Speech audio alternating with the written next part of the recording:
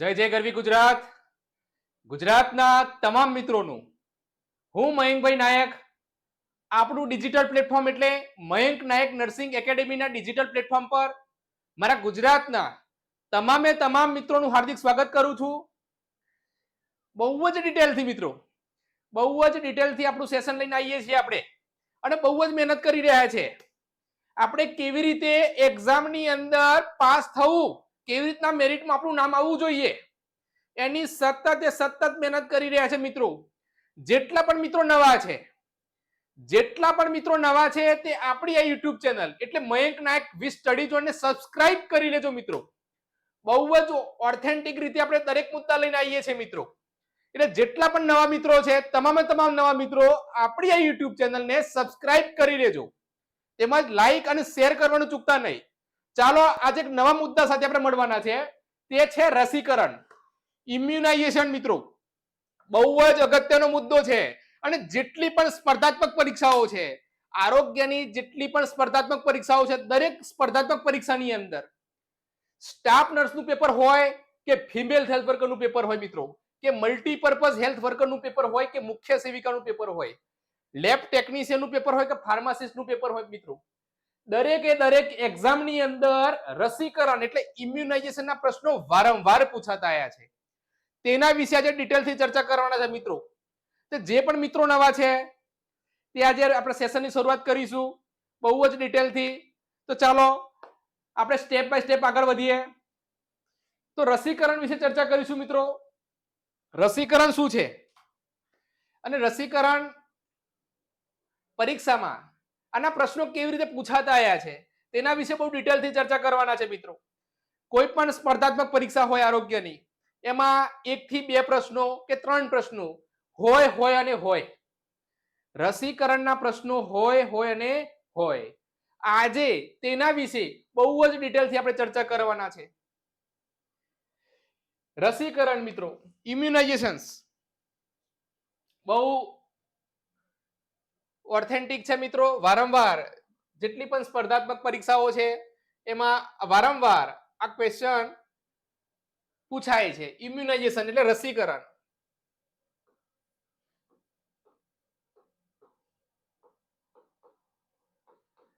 મિત્રો રસીકરણ કોનું? પહેલા તો રસીકરણ એટલે શું? આ એક ઓથેન્ટિક છે મિત્રો. રસીકરણ એટલે ટીકાકરણ.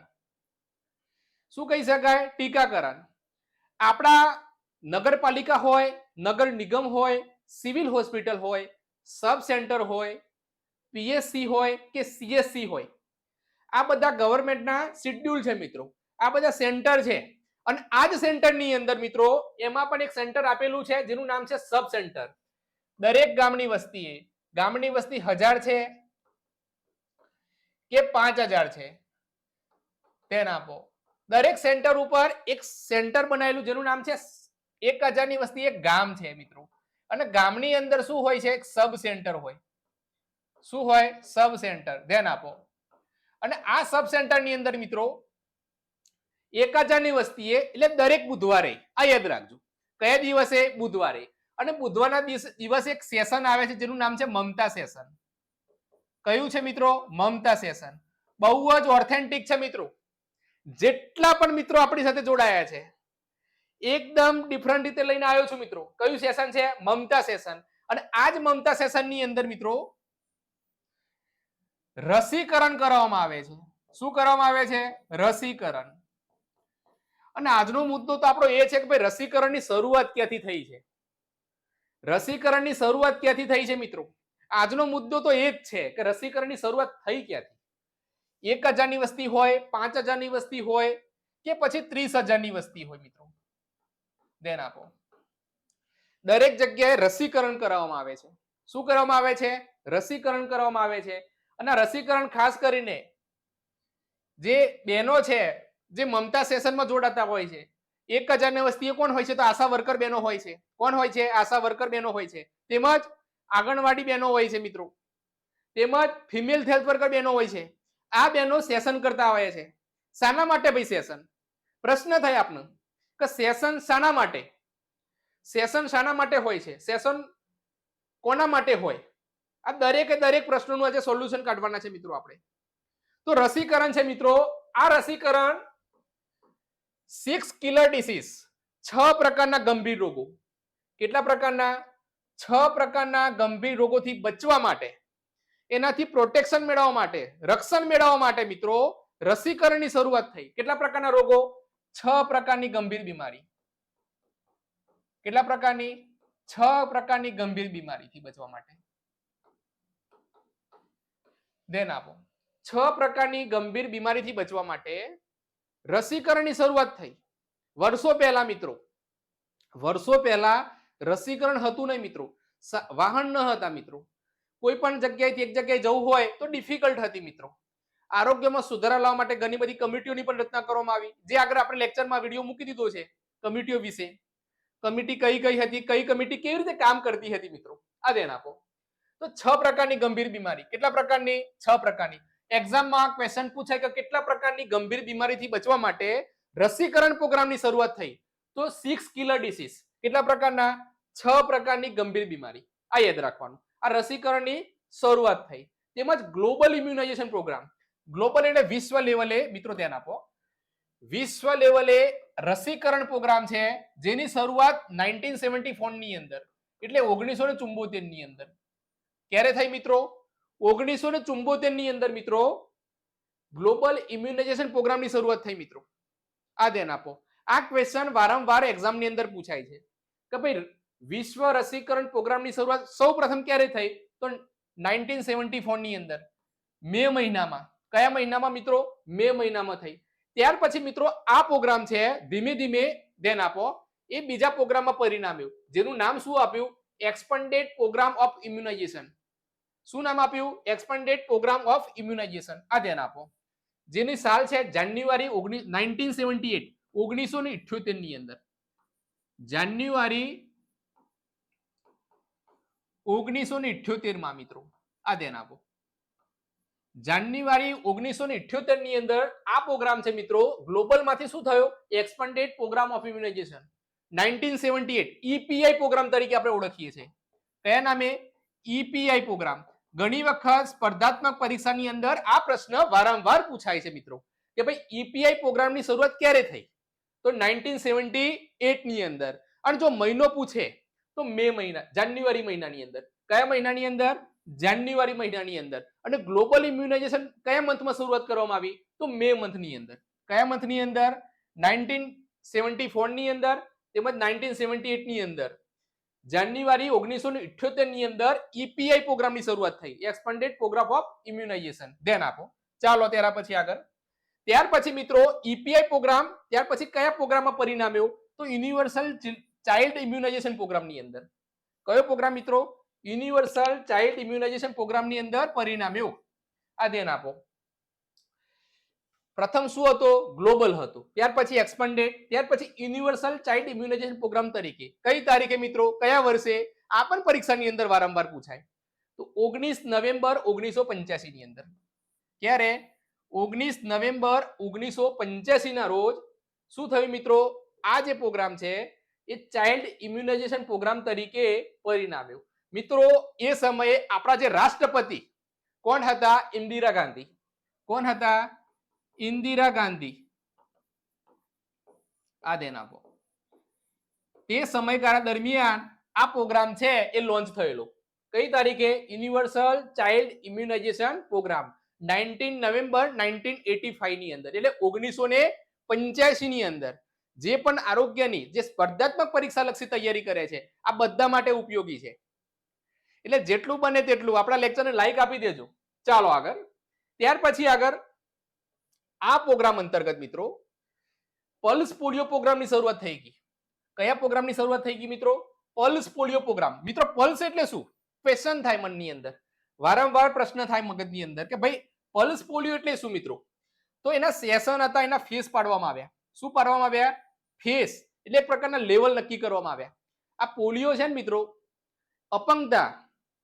અપંગતા વધુ પડતી જોવા મળતી હતી તે સમયગાળા દરમિયાન. તો અપંગતા દૂર કરવા માટે એક અભિયાન ચલાવવામાં આવ્યું જેનું નામ હતું પલ્સ પોલિયો અભિયાન. કયું પોલિયો અભિયાન હતું? પલ્સ પોલિયો અભિયાન, જેનું પ્રોગ્રામમાં પરિણમ્યું. અને એનો ફર્સ્ટ ફેઝ જે પ્રથમ ફેઝ આપવામાં આવ્યું 9 ડિસેમ્બર 1985 ની અંદર, 9મી ડિસેમ્બર 1985 ના રોજ પ્રથમ ફેઝ પરીક્ષામાં પૂછાય કયું?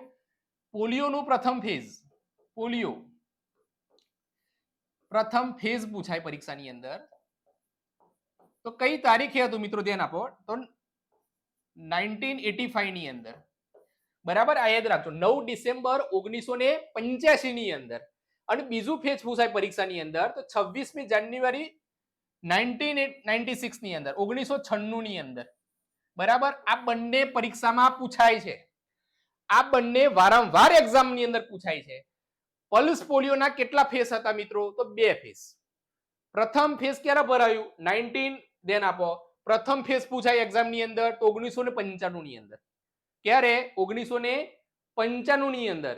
અને એના અંદર જ સેકન્ડ ક્યારે થયું? તો 26મી જાન્યુઆરી 1996 ની અંદર, એટલે 1996 ની અંદર. 1996 ની અંદર. બહુ ઓથેન્ટિક છે મિત્રો, વારંવાર એક્ઝામની અંદર આ ક્વેશ્ચન પૂછાતો આવ્યો છે. પ્રથમ ફેઝની ખ્યાલ પડી ગયો આપને? ચાલો આગળ. ત્યાર પછી મિત્રો સેકન્ડ ફેઝ, પલ્સ પોલિયોનો સેકન્ડ ફેઝ ક્યારે? 1996 ની અંદર, એટલે 1996 ની અંદર. ક્યારે? 7મી ડિસેમ્બર 1996 ની અંદર. અને એના અંદર જ એક સેશન શરૂ કરવામાં આવ્યું 18મી જાન્યુઆરી 1997 ની અંદર. ક્યારે? 18મી જાન્યુઆરી 1997, એટલે 1997 ની અંદર, બરાબર. અને આગળ પરીક્ષામાં પૂછાય 1996 ની અંદર. આ સેકન્ડ ફેઝ ની વાત છે મિત્રો. પણ એક્ઝામમાં વારંવાર શું પૂછાય છે કે પ્રથમ ફેઝ તો 1995 ની અંદર, બરાબર. આ ખ્યાલ હોવો જરૂરી છે. જો પ્રથમ પૂછાય તો ક્યારે છે? 9 ડિસેમ્બર 1985 ની અંદર. વારંવાર એક્ઝામમાં પૂછાય છે મિત્રો. એટલે જે પણ મિત્રો નવા છે આ લખી દેજો ધ્યાનથી, બરાબર. એક એક ડિટેલથી આપણે કોન્સેપ્ટ લઈને આવ્યા છે મિત્રો, બરાબર. રસીકરણની શરૂઆત ક્યાંથી થઈ? શાના માટે છે રસીકરણ? બરાબર. રસીકરણનો મુખ્ય ઉદ્દેશ્ય શું છે? કે વિશ્વમાંથી, વિશ્વ છે રોગમુક્ત કરવું મિત્રો. કેવું કરવું? રોગમુક્ત કરવું મિત્રો. એટલે વારંવાર એક્ઝામની અંદર આ ક્વેશ્ચનો પૂછાતા આવ્યા છે, જેના વિશે આપણે ડિટેલથી ચર્ચા કરવાના છે. અને વારંવાર રોગ પૂછે તો 6 કિલર ડિસીઝમાં ક્યારથી શરૂઆત કરવામાં આવી? આખો કોન્સેપ્ટ છે મિત્રો, બરાબર છે. આ ધ્યાન આપો. શું છે? આખો કોન્સેપ્ટ છે મિત્રો, અલગ અલગ સેશન પ્રમાણે, બરાબર છે. ધ્યાન આપો. અલગ અલગ કોન્સેપ્ટ પ્રમાણે દરેક છે મિત્રો. એમાં જે આપણે રસીકરણની ચર્ચા કરીએ મિત્રો, તો જે પ્રેગ્નેન્ટ વુમન છે એટલે સગર્ભા સ્ત્રી છે. કેવી સ્ત્રી છે? સગર્ભા સ્ત્રી છે. હવે સગર્ભા સ્ત્રી છે મિત્રો, આ ધ્યાન આપો. સગર્ભા સ્ત્રી છે. કેવી સ્ત્રી છે? સગર્ભા છે. હવે સગર્ભા સ્ત્રી હોય મિત્રો, તેને વેક્સિન ક્યારે આપવી? એનું રસીકરણ ક્યારે કરવું? બહુ જ અગત્યનો કોન્સેપ્ટ છે મિત્રો. સગર્ભા સ્ત્રીનું વેક્સિનેશન ક્યારે કરવું? બરાબર. તો જ્યારે બી ખબર પડે કે માતા સગર્ભા છે, માતા શું છે? સગર્ભા છે, જેવી ખ્યાલ પડે, જેવો ખ્યાલ પડે, જેવો ખ્યાલ પડે તરત શું કરવું મિત્રો? આ ધ્યાન આપો. જેવો ખ્યાલ પડે એવું તરત જ આપણે શું કરવું જોઈએ? આ ધ્યાન આપો. જેવો ખ્યાલ પડે તરત જ આપણે રસીકરણ કરવું જરૂરી છે. જ્યારે બી ખબર પડે, early in pregnancy, early in pregnancy, જ્યારે પણ પ્રેગ્નન્સીનો ખ્યાલ પડે તરત જ આપણે શું કરવું જોઈએ મિત્રો? રસીકરણ કરાવવું જોઈએ. તો વુમન સ્ત્રી માટે, જે વુમન મહિલા છે એને કઈ કઈ રસીકરણ કરવી જોઈએ? તો પ્રથમ ડોઝ છે મિત્રો, ધ્યાન આપો.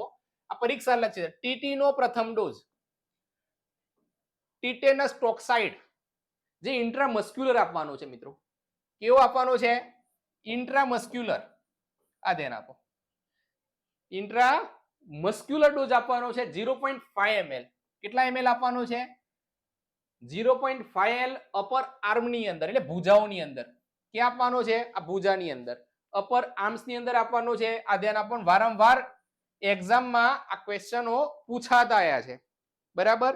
દરેકે દરેક પ્રશ્ન વારંવાર એક્ઝામની અંદર પૂછાય છે. ત્યાર પછી ધ્યાન આપો. સેકન્ડ ડોઝ, ટીટી નો સેકન્ડ ડોઝ ક્યારે આપવાનો? ટીટી શાના માટે? આ ટીટી ની જે રસી છે એ શાના માટે? તો ધનુ ન થાય તેના માટે. શું ના થાય? ધનુર ન થાય તે માટે, એટલે ટીટેનસ ન થાય તેના માટે આ રસી આપવામાં આવે છે. આ રસી મિત્રો એવી છે કે બાળક અને માતા બંનેનું પ્રોટેક્શન કરવાનું કામ કરે છે. ચાઇલ્ડ એન્ડ મધર્સ બંનેનું પ્રોટેક્શન કરવાનું કામ કઈ વેક્સિન કરે છે? ધ્યાન આપો, આ પણ એક્ઝામમાં ક્વેશ્ચન પૂછાઈ શકે. ચાઇલ્ડ એન્ડ મધર્સ બંનેનું પ્રોટેક્શન કરવાનું કામ કઈ વેક્સિન કરે છે? તો કઈ રસી છે? ટીટેનસ. કઈ છે? Tetanus toxoid.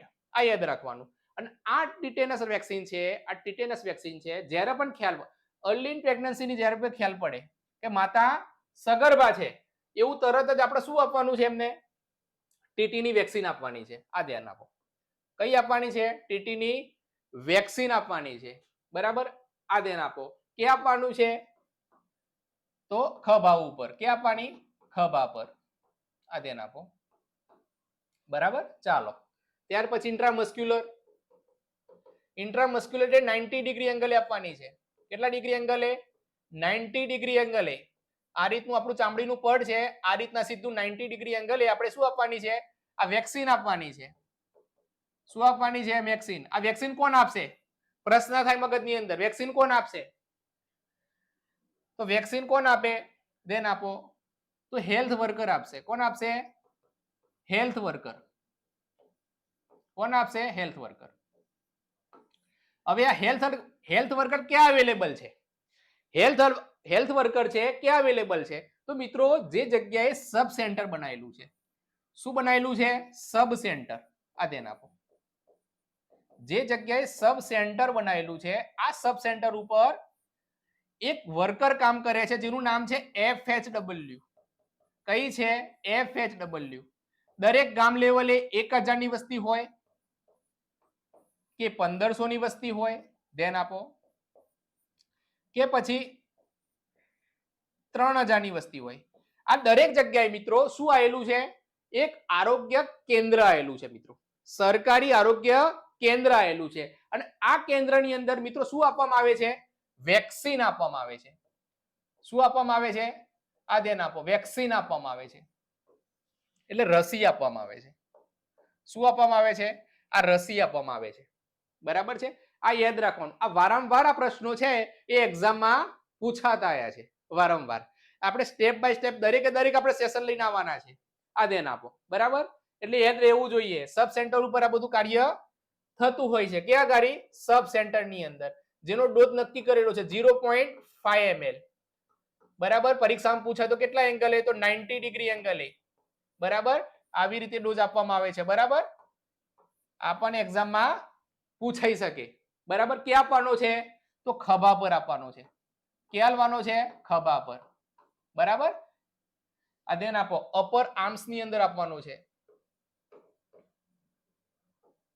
બરાબર, આ યાદ રાખજો. બરાબર, વારંવાર એક્ઝામમાં આ ક્વેશ્ચન પૂછાય છે. અર્લી ઇન પ્રેગ્નન્સી ની જાણ થતા પ્રથમ ડોઝ કયો આપવાનો છે? TT1 ડોઝ આપવાનો છે. પછી સેકન્ડ TT2 ડોઝ. TT નો સેકન્ડ ડોઝ ક્યારે આપવાનો છે ભાઈ? આ પણ પ્રશ્ન થાય. સેકન્ડ ડોઝ ક્યારે આપવાનો છે? તો સેકન્ડ ડોઝ ક્યારે આપવાનો છે? 4 વીક પછી. 4 વીક પછી. આ ધ્યાન આપો. કેટલા વીક પછી? 4 વીક પછી આપણે TT નો સેકન્ડ ડોઝ આપવાનો છે. TT નો સેકન્ડ ડોઝ આપવાનો છે. એક્ઝામમાં ક્વેશ્ચન પૂછાય કે ભાઈ TT નો સેકન્ડ ડોઝ ક્યારે આપવાનો છે? તો 4 વીક આફ્ટર. 4 વીક પછી શું આપવાનું છે? ધ્યાન આપો. TT નો સેકન્ડ ડોઝ આપવાનો છે. એ સેમ ટુ સેમ રહેશે. ઇન્ટ્રામસ્ક્યુલર રહેશે, 90 ડિગ્રી એંગલે રહેશે, 0.5 ml રહેશે, ખભા પર રહેશે. બરાબર, કોણ આપશે? તો દરેક જગ્યાએ અવેલેબલ છે. નગર પંચાયત હોય, નગર નિગમ હોય, દરેક જગ્યાએ આપણા આરોગ્ય કાર્યકર દ્વારા આપવામાં આવશે. સરકારી આરોગ્ય કાર્યકર. સરકારી આરોગ્ય કાર્યકર દ્વારા દેવામાં આવે. જેની પોસ્ટિંગ શું હશે? FHW. ધ્યાન આપો. કઈ હશે? FHW. ખ્યાલ પડી ગયો આપને? ચાલો મિત્રો આગળ વધીએ આપણે. ત્યાર પછી થર્ડ છે મિત્રો TT નો બુસ્ટર ડોઝ. હવે TT નો બુસ્ટર ડોઝ ક્યારે આપવાનો મિત્રો? આ પણ પ્રશ્ન પરીક્ષામાં પૂછાઈ શકે. માતા સગર્ભા હતી પહેલા, એને એક બાળકને જન્મ ઓલરેડી આપી દીધો છે. હવે સેકન્ડ વખત પણ સગર્ભા બને છે 3 વર્ષ પછી. ખ્યાલ પડ્યો? 3 વર્ષથી સગર્ભા બને છે તો એને 2 ડોઝ લેવાની જરૂર નથી, માત્ર એક જ ડોઝ, જેનું નામ કયું છે? Booster dose. કયો ડોઝ કહી શકાય? ખાલી બુસ્ટર ડોઝ લેવાનો છે. અને આ બુસ્ટર ડોઝ લીધા પછી 2 ડોઝ લેવાની જરૂર નથી. બરાબર? ચાલો આગળ. ત્યાર પછી આગળ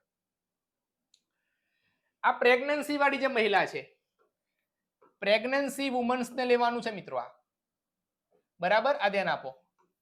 કોના માટે છે? પ્રેગ્નન્સી વુમન્સ, સગર્ભા મહિલા માટે આ શેડ્યુલ છે. કઈ મહિલા માટે? સગર્ભા મહિલા માટે. આ ધ્યાન આપો.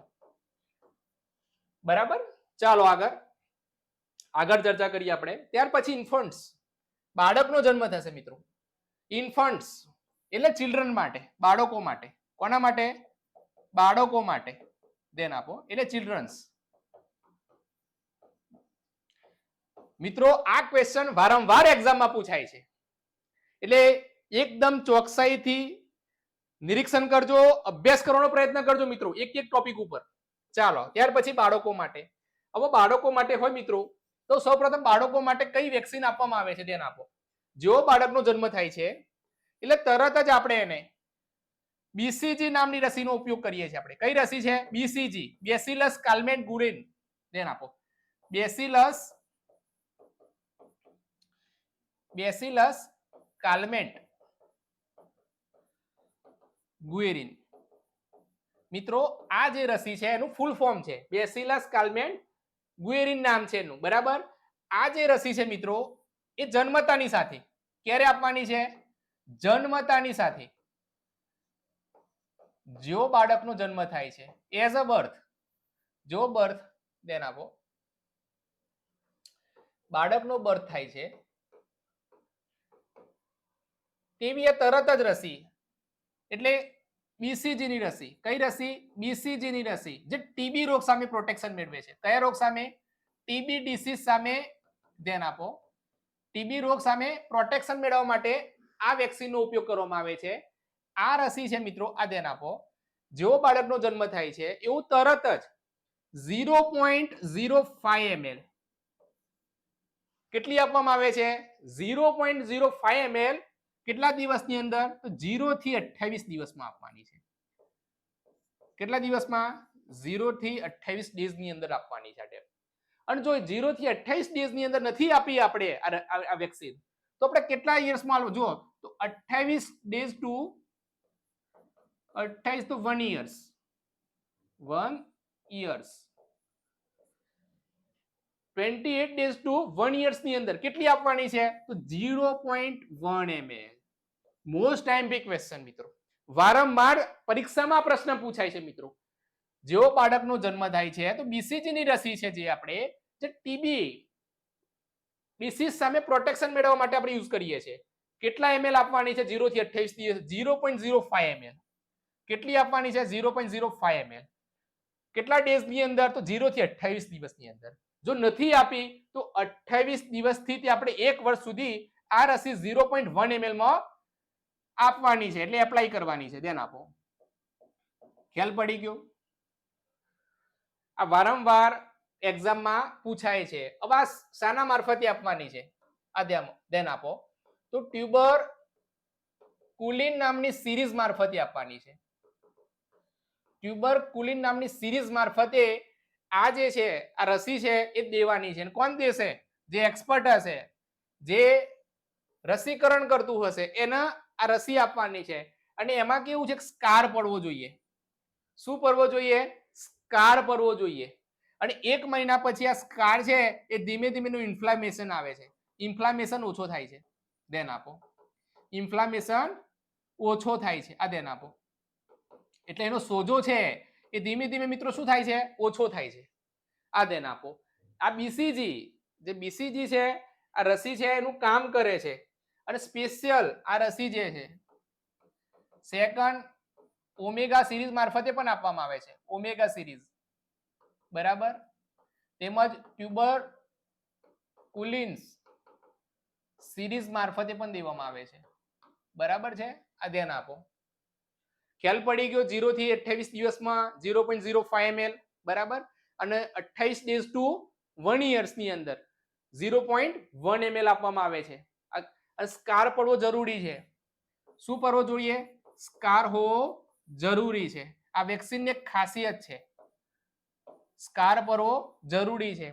મિત્રો બહુ જ અગત્યનો એક કોન્સેપ્ટ વારંવાર પરીક્ષામાં પૂછાય. આ સ્કાર, આ રસી માત્ર એવી છે, બીસીજી ની રસી, તે માત્ર ને માત્ર લેફ્ટ હેન્ડ ઉપર જ આપવામાં આવે છે, એટલે ડાબા હાથના બાવડા ઉપર આપવામાં આવે છે. ધ્યાન આપો, લેફ્ટ હેન્ડ કે આપવામાં આવે છે, લેફ્ટ હેન્ડ એટલે ડાબા હાથના બાવડા ઉપર, ડાબા હાથના બાવડા પર દેવામાં આવે છે. ધ્યાન આપો, લેફ્ટ હેન્ડે જ આપવામાં આવે છે આ રસી છે. અને એમાં શું કરવું જોઈએ?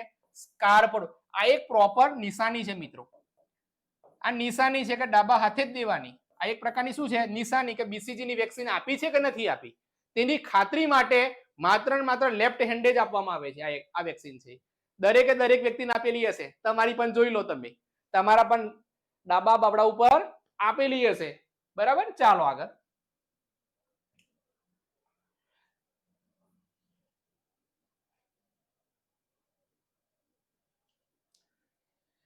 તેમજ એક ક્વેશ્ચન છે ઇમ્પોર્ટન્ટ. આ બીસીજી નામની રસી છે, આ જે આપણે સિરીઝ ટ્યુબરકુલિન સિરીઝ મારફતે દઈએ છીએ, આ બીસીજી છે ડાયલ્યુટ કરવામાં આવે છે. શું કરવામાં આવે છે? ડાયલ્યુટ કરવામાં આવે છે મિત્રો. ડાયલ્યુટ એટલે શું કરવું? કારણ કે આ બીસીજી રસી છે પાવડર સ્વરૂપે છે. કયા સ્વરૂપે છે? પાવડર સ્વરૂપે છે મિત્રો. આ ધ્યાન આપો, પાવડર સ્વરૂપે છે. કયા સ્વરૂપે છે? પાવડર સ્વરૂપે. તો પાવડર સ્વરૂપે હોય મિત્રો તો એને ડાયલ્યુટ કરવી પડે. ડાયલ્યુટ કરવા માટે આપણે શાનો ઉપયોગ કરીએ છીએ? વારંવાર પરીક્ષામાં પૂછાય છે કે બીસીજી નામની રસીને ડાયલ્યુટ કરવા માટે શાનો ઉપયોગ કરવામાં આવે છે? તો ડાયલ્યુટ કરવા માટે આપણે શું વાપરીએ છીએ? NS નો, નોર્મલ સલાઈન. નોર્મલ સલાઈન નો યુઝ કરીએ છીએ મિત્રો, NS. દેન આપ, એનું શોર્ટ ફોર્મ છે NS. વારંવાર આ પણ એક્ઝામમાં ક્વેશ્ચન પૂછાતો આવ્યો છે. આ દેન આપો. આ રસી છે એકવાર ડાયલ્યુટ કર્યા પછી, એટલે ખોલ્યા પછી મિક્સિંગ કર્યા પછી, ધ્યાન આપો, મિક્સિંગ કર્યા પછી આ રસી છે 3 કલાકની અંદર. કેટલા કલાકની અંદર? 3 કલાકની અંદર આનો યુઝ થઈ જવો જોઈએ. કેટલા કલાકની અંદર? 3 કલાકની અંદર આ રસી છે એ વાપરી દેવી જોઈએ. બહુ જ ઓથેન્ટિક છે મિત્રો. વારંવાર આપણી એક્ઝામ જે પણ આવે છે એમાં વારંવાર આ પ્રશ્ન પૂછાતા આવ્યો છે. આ ધ્યાન આપો, કેટલા કલાકની અંદર? 3 કલાકમાં યુઝ થઈ જવી જોઈએ. બરાબર, ચાલો આગળ. ત્યાર પછી મિત્રો જન્મ સમય આપણે બીજી આપીએ છીએ OPV. જન્મ સમય એઝ અ બર્થ કઈ છે? OPV. અને OPV ના કેટલા ડોઝ આપવામાં આવે છે એ પણ હું ઓથેન્ટિક લઈને આવ્યો છું. OPV નો 0 ડોઝ છે, જેની ગણતરી થતી નથી, ગણતરીમાં નથી. આ ધ્યાન આપો, ગણતરીમાં નથી. 0 ડોઝ, 0 પોલિયો. એને શું કહેવાય? 0 પોલિયો. અને આપણા જે ભારતના સુપરસ્ટાર છે એટલે કોણ? અમિતાભ બચ્ચન. એમના દ્વારા પણ કહેવામાં આવ્યું છે દો બૂંદ જિંદગી કે, દો બૂંદ જિંદગી કે. વારંવાર ક્વેશ્ચન મિત્રો આ પૂછાય છે. દો બૂંદ જિંદગી કે એટલે 2 ડ્રોપ્સ. કેટલા ડ્રોપ્સ? 2 ડ્રોપ્સ. દો બૂંદ જિંદગી કે એટલે આ 2 ટીપા છે એ OPV ના પીવડાવવામાં આવે છે. આ ધ્યાન આપો, OPV ના કેટલા ટીપા? 2 ટીપા પીવડાવવામાં આવે છે. એક તો સેકન્ડ, ફર્સ્ટ OPV છે એ 6થા વીકે, સેકન્ડ OPV છે 10મા વીકે, અને થર્ડ OPV છે એ 14મા વીકે પીવડાવવામાં આવે છે. ધ્યાન આપો, 6, 10, 14. બહુ ઓથેન્ટિક છે ને વારંવાર યાદ રહે એવું છે. 6, 10, 14. અને આ જે રસી છે મિત્રો 2 રીતે છે. ધ્યાન આપો, OPV છે અને IPV છે. બરાબર છે.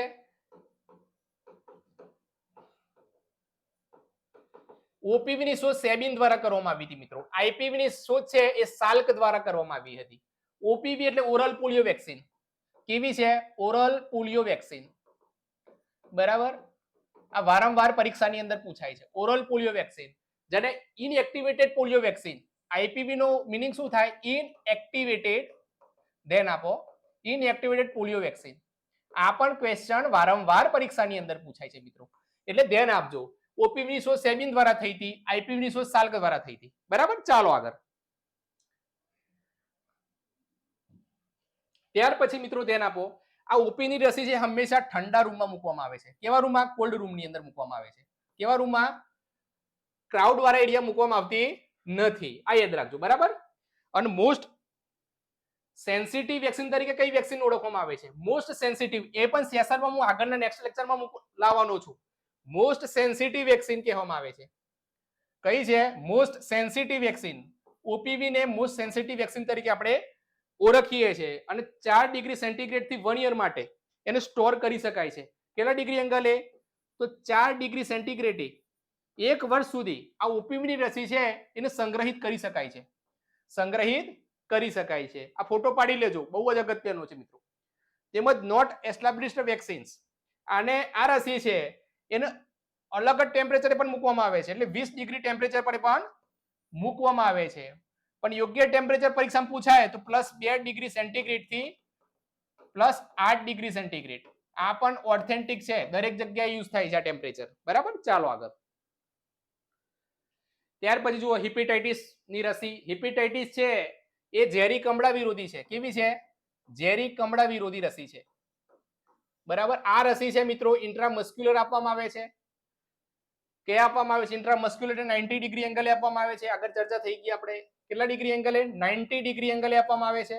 એની સાઇડ છે એન્ટેરોલેટરલ થિંગ્સ, મિડ સાઇડ ની અંદર, એટલે જાંઘ પર વચ્ચેની બાજુ આપવામાં આવે છે. ક્યાં ગાડી? જાંઘ પર વચ્ચેની અને બહારની બાજુ. બહારની બાજુ. આ યાદ રાખજો. બરાબર, વારંવાર એક્ઝામમાં ક્વેશ્ચન પૂછતો આવ્યો છે. બરાબર. આ પણ જે રસી છે હિપેટાઇટિસ ની રસી, એ પણ 24 કલાકની અંદર આપી દેવામાં આવે છે. કેટલા કલાકની અંદર? 24 કલાકની અંદર. આપણે ચર્ચા કરી ઓપીવી ની રસી 24 કલાકની અંદર આપવાની છે મિત્રો. 0 થી 28 દિવસની અંદર બીસીજી ની રસી આપવાની છે. પોલિયોની રસી એ પણ 24 કલાકની અંદર આપી દેવાની છે. આપણે ફરીથી પણ આપી શકાય, પણ 0 પોલિયો તો આપણે આપી જ દેવાની છે. ત્યાર પછી આપણે હિપેટાઇટિસ ની જે રસી છે એ પણ 24 કલાકમાં દઈ દેવાની છે, જેનાથી ઝેરી કમળા સામે પ્રોટેક્શન મેળવી શકાય. ત્યાર પછી મિઝલ્સ મિત્રો, મિઝલ્સ જેનું નોર્મલ ટેમ્પરેચર કેટલું નક્કી કર્યું છે? +2 ડિગ્રી સેન્ટીગ્રેડ થી 8 ડિગ્રી સેન્ટીગ્રેડ. પછી મિઝલ્સ જેને લાઈવ વેક્સિન તરીકે ઓળખવામાં આવે છે 9 મંથ ટુ 12th મંથ સુધી, એટલે 9 મહિના. એક્ઝેક્ટ પરીક્ષામાં પૂછાય તો 9 મંથથી આપવામાં આવે છે. કયા મહિને આપવામાં આવે છે? 9મા મહિને આપવામાં આવે છે મિત્રો. અને મિઝલ છે મિત્રો, ધ્યાન આપો, જે આપણા શરીર પર નાના બાળકો હોય એમની ઇમ્યુનિટી ડાઉન થાય એટલે અછબડા જોવા મળતા હોય છે. બરાબર. એ અછબડા ન થાય એના માટે વેક્સિન આપવામાં આવે છે, જેનું ટેમ્પરેચર કેટલું છે? +2 ડિગ્રી થી 8 ડિગ્રી સેન્ટીગ્રેડ. આ ફોટો પાડી લેજો મિત્રો, બહુ જ અગત્યનો છે. ચાલો આગળ.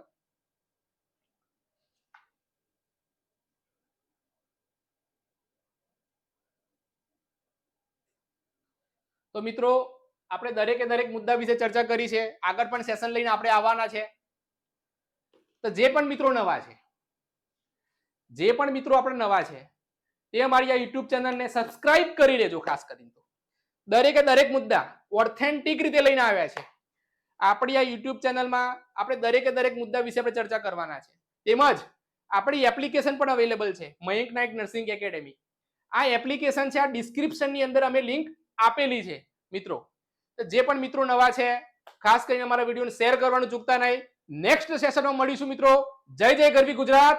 દીપી, અરુણ, પ્રભાત. ચાલો.